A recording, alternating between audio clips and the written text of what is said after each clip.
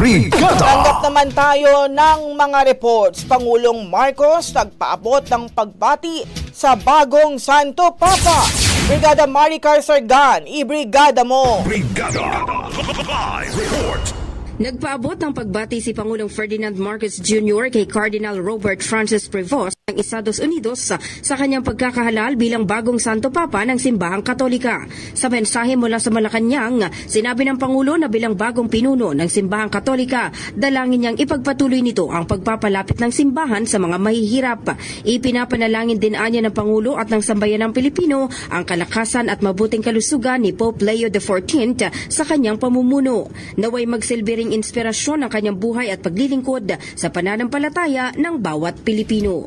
In the heart of changing lives, ako si Brigada Maricar Sargan ng 105.1 Brigada News FM Manila, The Music and News Authority. Brigada! Ang bahaging ito ay hatid sa atin ng Fast Relax. Tanggal ang sakit, ora mismo.